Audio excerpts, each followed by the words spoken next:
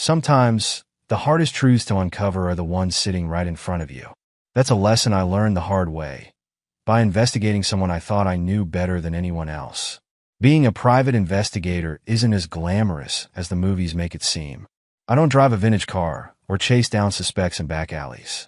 Most of the time, it's sitting in my car with cold coffee, waiting for someone to screw up. 9 times out of 10, they do. I've been in this line of work for over a decade, and if there's one thing I've learned, it's this. Everyone has secrets. The guy who hires you to tail his wife? He's probably hiding something too.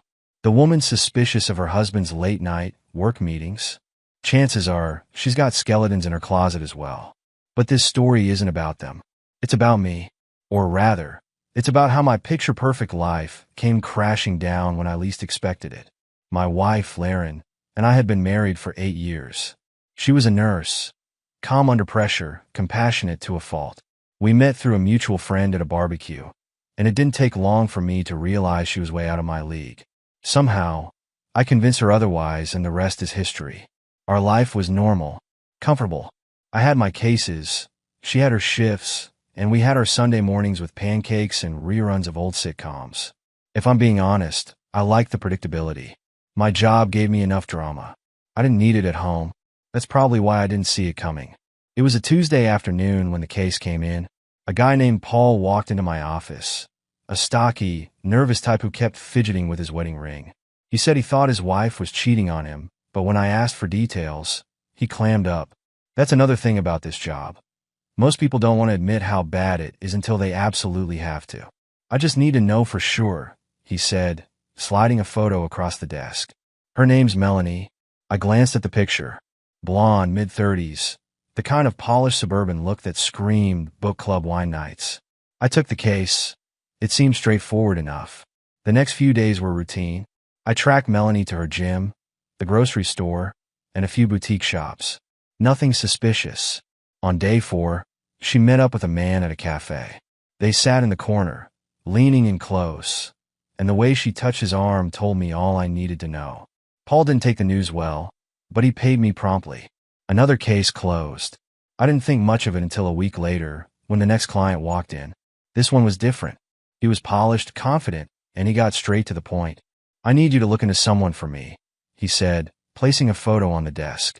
I picked it up, expecting the usual, but my heart stopped. The woman in the picture wasn't a stranger. It was Laren, my wife. I stared at the photo of Laren, my wife of 8 years, sitting innocently on my desk. The client, let's call him Mr. Clean Cut, was still talking, but his words sounded like static. My heart pounded so loudly, I thought he might hear it. Let's just say she's been acting strange, he said, leaning forward. I need to know what she's really up to. I nodded, my expression carefully neutral. This wasn't my first time hearing these lines. Suspicion, paranoia, jealousy, they all hit the same beats. Except this time it was different, because this wasn't some stranger in the photo. This was my wife. What makes you think something's off? I asked, keeping my voice steady. Inside, I was screaming. She's secretive. She disappears for hours. Doesn't always answer her phone. He hesitated, rubbing the back of his neck. Look, I know this sounds paranoid, but I have a gut feeling. I've seen her at events. She's always so polished, you know? But there's something about her. I just can't shake the feeling that she's hiding something. I wanted to tell him he was wrong, that he didn't know what the hell he was talking about. But I couldn't. Instead, I asked the next logical question. How do you know her? We met at a fundraiser last month, he said casually. Just small talk, but I've seen her at a few others since then. She's got this energy about her. Confident, mysterious. He paused, as if he was choosing his next words carefully. She mentioned she was married. But, I don't know. Something feels off. I clenched my jaw, so hard it hurt. Fundraisers? Laren never mentioned going to any fundraisers. And you think she's involved with someone else? I forced myself to ask. Possibly, he said with a shrug. Maybe not. I just need to know what's real and what isn't. I stared at him for a long moment, then forced myself to nod. All right, I'll take the case. The words felt like sandpaper in my throat. That night, I sat in my car outside the grocery store, the photo of Laren burning a hole in my pocket. I told myself a dozen lies to justify what I was about to do. Maybe this guy had the wrong person. Maybe he was delusional. Maybe this was all some ridiculous coincidence. But deep down, I knew I couldn't let it go. I'd built my career on finding the truth, no matter how ugly it was. Turning a blind eye now felt wrong. When I got home, Laren was in the kitchen, humming softly as she chopped vegetables for dinner. She smiled when she saw me, her face lighting up the way it always did. "Hey, how was work?" she asked. Same old, I said, leaning down to kiss her cheek. Her skin was warm, familiar, safe. She didn't look like someone with secrets. She looked like my wife. Later that night, as she slept beside me, I stared at the ceiling, my mind racing. I told myself I wasn't doing this because I doubted her. I was doing it because it was my job, because if I didn't investigate, someone else would. But deep down, I knew the truth. I was terrified of what I might find. The next morning, I left the house earlier than usual. Laren was still in bed, her hair a mess, one hand curled under her pillow. I stared at her for a moment longer than I should have, then slipped out the door. I told myself this was just a routine case. I'd done this 100 times before, track their movements, take notes, get the proof, or lack thereof, and report back to the client. It was straightforward, professional. But this wasn't a normal case, and we both knew it. For the first few days, I followed Laren through her usual routine. She worked long shifts at the hospital, grabbed coffee on her breaks, and sometimes stopped by the grocery store on her way home. I kept my distance, careful not to tip her off. Nothing seemed out of the ordinary. By the end of day 3, I was starting to feel like an idiot. Maybe Mr. Clean Cut really was just paranoid. Maybe this was all one big misunderstanding. And then, on the morning of day 4, she did something different. Instead of heading straight to the hospital, Laren took a detour. She drove out of town, heading toward the city, and pulled into the parking lot of a little cafe I didn't recognize. I parked a block away, watching as she stepped inside. For a moment, I thought she might just be grabbing breakfast. But then, about 10 minutes later, a man walked in. He was tall, with dark hair and a confident stride. He spotted her immediately, and she smiled when he approached. Not the polite smile she gave strangers, but something warmer. Familiar. I grabbed my camera from the passenger seat and snapped a few photos through the windshield, my hands shaking slightly. They sat down at a corner table, close enough to lean in and talk quietly, but far enough away from everyone else that no one would overhear. I couldn't make out what they were saying, but their body language told its own story. The way she tilted her head when he spoke, the way his hand briefly brushed hers across the table. It was subtle, but it was there. I felt a knot forming in my stomach. I'd seen this scene play out 100 times before, but it had never felt like this. It was like watching a train wreck in slow motion, knowing there was nothing you could do to stop it. When they finally stood up to leave, I snapped a few more photos, careful to keep my distance. They didn't hug or kiss, but there was an intimacy in the way they moved together, an ease that didn't belong to strangers. Back in my car, I stared at the photos on my camera. The evidence was vague, but it was enough to make my heart race. This didn't mean anything, I told myself. People have friends. People meet for coffee. There was no proof this was more than that. But as I drove home that night, I couldn't shake the image of Laren's smile as she sat across from him. It was a smile I thought I knew, a smile I thought belonged to me. The days that followed were a blur of routine and unease. I continued tailing Laren, but now every little detail felt loaded with meaning. Was she checking her phone more often? Did she seem more distracted? Or was I just seeing what I expected to see? I kept telling myself I needed answers, but the truth was I was spiraling. The weight of what I was doing, spying on the woman I loved, was eating me alive. Still, I couldn't stop. After the cafe meeting, I focused on the man she'd been with. I had photos of him, clear enough to pick out details. His watch, the cut of his suit, the confident way he carried himself. A quick online search led me to his name, Evan Greer. He was involved in nonprofit work, specifically organizing fundraisers for children's hospitals. It made sense. Laren had mentioned getting involved in some charity events through work, but I'd never thought much of it. She was always the kind of person who wanted to help others. But now, every mention of those events felt like a puzzle piece sliding into place. I dug deeper into Evan's life.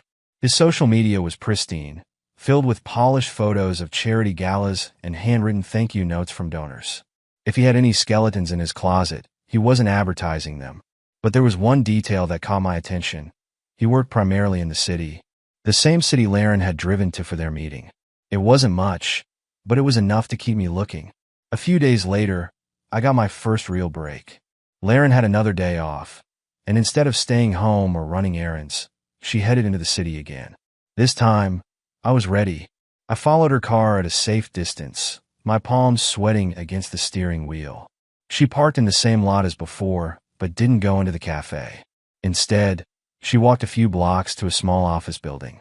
I parked nearby and waited. Nearly an hour passed before she came out with Evan. They were talking as they walked, their heads close together, and I caught it again, the way her face softened when she looked at him. She laughed at something he said, and he placed a hand on her arm for just a second too long. My chest tightened, but I kept my camera steady, snapping photos as they crossed the street and disappeared into a nearby restaurant. When I got home that night, I couldn't sit still. The photos from that day told me something I didn't want to admit. This wasn't a coincidence.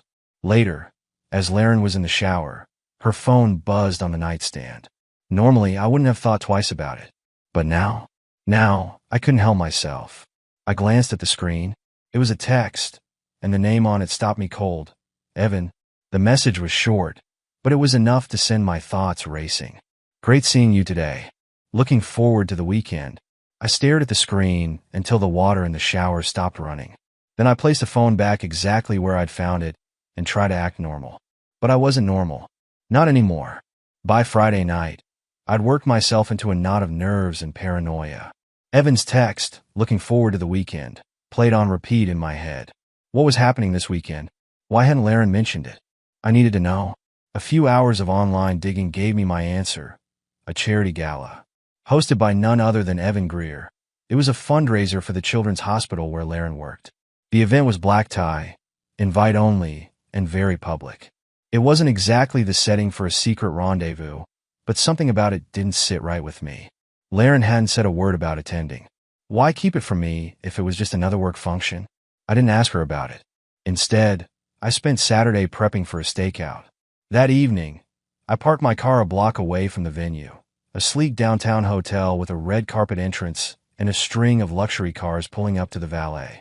Guests in gowns and tuxedos flowed through the double doors, glittering under the lights. I spotted Laren almost immediately. She stepped out of a cab, wearing a dark green dress I'd never seen before. Her hair was styled in soft waves, and she looked stunning. My chest tightened as I snapped a photo from across the street. She didn't come here alone. Evan greeted her at the entrance, dressed in a sharp black tuxedo. They exchanged a brief hug, friendly, but close enough to make my stomach churn. I watched as he guided her inside, his hand resting lightly on her back. For the next hour, I stayed parked outside, my mind racing. I didn't know what I expected to see, but the sight of them together was already more than I could handle. Eventually, I couldn't take it anymore. I grabbed a blazer from the back seat, smoothed my hair in the mirror, and walked in. The ballroom was a sea of glittering chandeliers and clinking champagne glasses. I stuck to the edges of the room, keeping my distance but always keeping Laren in my sights. She was at ease, moving through the crowd with a practiced grace, her arm occasionally brushing against Evan's as they mingled. Most of their interactions seemed professional, introducing guests, thanking donors, but every so often, there was a moment, a glance that lingered too long, a shared laugh that felt too intimate. Toward the end of the night, things took a turn. I followed them out to a quieter terrace overlooking the city. Laren leaned against the railing, holding a glass of wine, while Evan stood close beside her. They talked quietly, the buzz of the crowd fading into the background. Then it happened.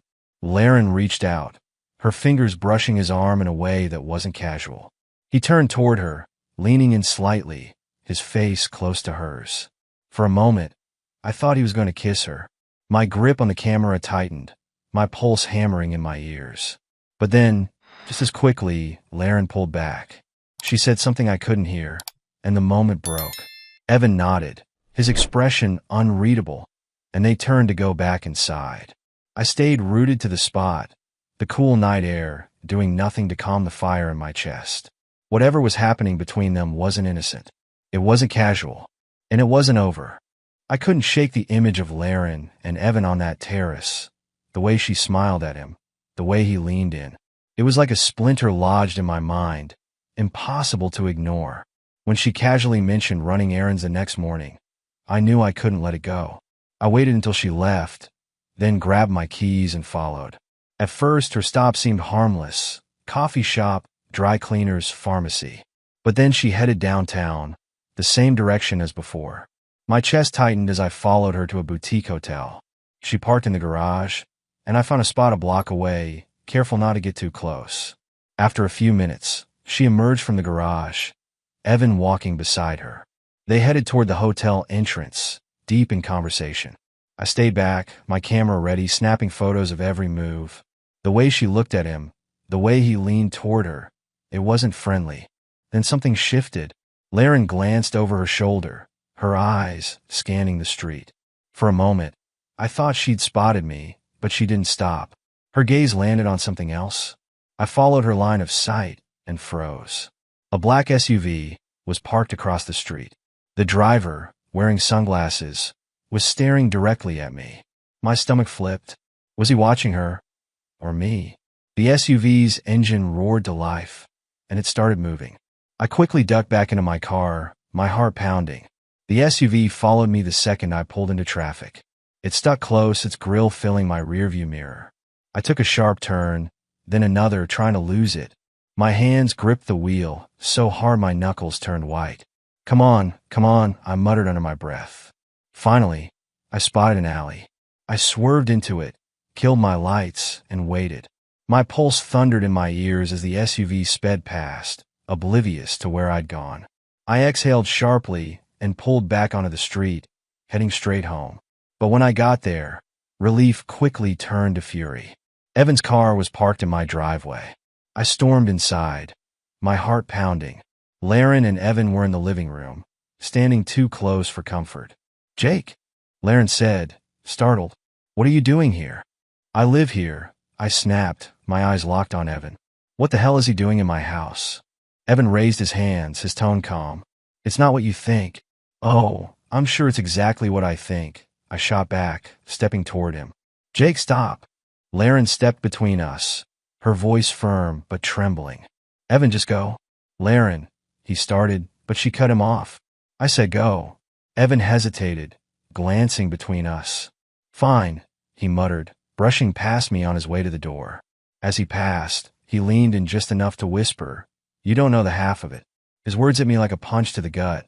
The door clicked shut, leaving Laren and me alone. "What aren't you telling me?" I asked, my voice low and sharp. She looked at me, tears welling in her eyes. "Jake, Her phone buzzed on the coffee table. We both glanced at it. The name on the screen made my blood run cold. "Evan." I stared at her, waiting for an explanation, but she said nothing. The silence between us was deafening.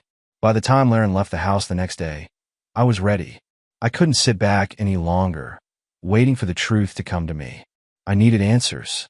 Before she walked out the door, I hugged her goodbye, letting my hand linger on her jacket just long enough to clip the tiny mic to the inside of her collar. She didn't notice. I felt sick to my stomach doing it, but I told myself it was the only way. As soon as her car pulled away, I rushed to my own. My phone was already connected to the mix feed, the signal clear. I followed her downtown to a small park tucked behind an office complex. She parked her car and walked to a bench under a tree, where Evan was already waiting. "Thanks for meeting me," Laren said, her voice trembling slightly. "What choice did I have?" Evan replied. I gripped the steering wheel tightly, parked a safe distance away. Their voices came through the feed like they were sitting next to me. "You think he suspects?" Evan asked. "He knows something's wrong," Laren admitted. "He's been acting different, watching me more closely." Evan swore under his breath. "We need to be careful. If he figures this out." "I know," Laren interrupted, "but I don't think he has proof." "Not yet." "Proof of what?" My mind raced as I strained to hear every word. Evan leaned closer to her, his voice dropping. "We should lay low for a while. Let things cool down." Laren nodded reluctantly. "I hate this, Evan. I hate lying to him." "You don't have a choice," Evan snapped. "Not after what happened." "What happened?" I muttered under my breath, my pulse pounding. Laren dropped her head into her hands. I just want this to be over. You knew the risks, Evan said coldly. He's too close now. We need to figure this out before it all falls apart. That was it. I couldn't sit in the car anymore. I slammed the door behind me and strode toward them, my footsteps crunching on the gravel path. Laren turned first, her face going pale when she saw me. Jake, she stammered, standing up. What are you doing here? Evan rose to his feet, his expression hardening. You followed her? You're damn right I did, I snapped, stopping a few feet away.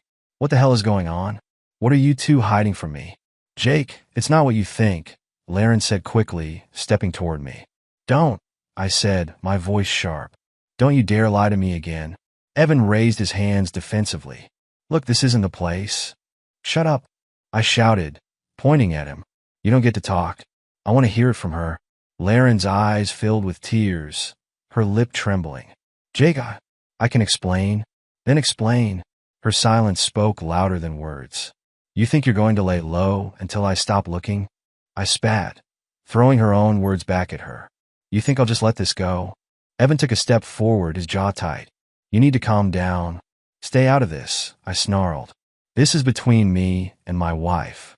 You don't understand what's happening, Evan said. Then make me understand. For a moment, no one spoke. Then Laren whispered, Jake, I'm sorry. Sorry for what? I demanded. For lying? For sneaking around? Tears streamed down her face as she said the words that shattered me completely. For everything. Laren's words hung in the air. I'm sorry. Sorry. I snapped. That's it? That's all you have to say. She looked down, tears streaming down her cheeks. Evan stood silently, his hands clenched at his sides, like he was bracing for impact. Start talking, I said, pointing at her. What's going on? Jake, it's not what you think, she said, her voice trembling. Then tell me what it is, I shot back. Did you sleep with him? No, she shouted, her voice cracking. It's not like that. I laughed bitterly. Not like that? Then what is it, Laren? Evan finally spoke. It wasn't physical. She just needed someone to talk to. I turned to him, my blood boiling. Don't you dare try to justify yourself. You don't get to play the good guy here. I'm not. Shut up. I cut him off, my fists clenched. Jake, stop, Laren said, stepping between us. No, I want the truth, I said, staring at her. Why not talk to me? Her voice wavered. Because you stopped listening to me? What? You're never here, Jake, she shouted, tears in her eyes. You're always working, always chasing other people's secrets. And when you're home, you're somewhere else. I needed someone, and Evan was there. I stared at her, stunned. So this is my fault? No, she said softly. I'm not blaming you. I was lonely, and Evan, he listened. My stomach churned. So you what? Became best friends? It wasn't like that, she insisted. But Evan made a fatal mistake. Tell him about the kiss, Laren. The words hit me like a punch. What did you say? I growled. Laren's face went pale. Evan, stop. No, I said coldly. Let's hear it. Tell me about the kiss. It was a mistake, she blurted, tears streaming down her face. It happened once, and it didn't mean anything. I laughed, hollow and bitter. A mistake? And you didn't think to mention it? I didn't want to lose you, Jake, she cried. You already lost me the second you let him touch you, I said, my voice breaking. Evan stepped forward. Jake, I'm sorry. None of this was supposed to happen. You're sorry? I turned on him. That's supposed to fix this? Jake, please, Laren said, grabbing my arm. I made a mistake, but I love you. I need you to believe that. I shook her off, my heart pounding. Believe you? After this? I don't even know who you are anymore. Her sobs filled the silence as I turned and walked away. In my car, I gripped the wheel, my knuckles white. I didn't know where I was going, but one thing was certain. This wasn't over. I slammed the door behind me when I got home, the sound echoing through the empty house. My mind was a storm of anger and betrayal. I wanted answers, closure, something to make sense of everything Laren and Evan had said. But the house was quiet, and she wasn't there. An hour passed, then another. I was sitting in the darkened living room, nursing a drink, when I heard the faint creak of the back door. I shot to my feet, my pulse racing. Footsteps echoed through the kitchen, hesitant but purposeful. I crept closer, my heart pounding, and peeked around the corner. It was Laren. She was back. Her hair was disheveled, and she was clutching a duffel bag. She didn't notice me as she darted into the bedroom. "What the hell are you doing?" I said, stepping into view. Laren froze, her back to me. Slowly, she turned, her eyes wide with fear. "Jake, I didn't think you'd be here." "No kidding," I said, crossing my arms. "Care to explain why you're sneaking into our house in the middle of the night?" "I just came to get some things," she said quickly, clutching the duffel bag tighter. "What things?" I snapped. "What's in the bag?" "It's none of your business," she said, her voice shaking. "None of my. Are you serious right now?" I stepped closer, blocking her path to the door. "You're going to stand there and act like this isn't my business?" "Jake, please," she whispered, her voice breaking. "No," I said firmly. "You don't get to please me. Not after everything you've done." She tried to push past me, but I grabbed her arm. The duffel bag slipped from her grip and fell to the floor. It landed with a heavy thud, and something metallic clattered inside. "What the hell is this?" I demanded, kneeling to unzip the bag. "Don't," she cried, but it was too late. Inside was a stack of cash, neatly bundled. There were thousands of dollars, maybe tens of thousands. My stomach churned as I looked up at her. "What is this, Laren? Where did this come from?"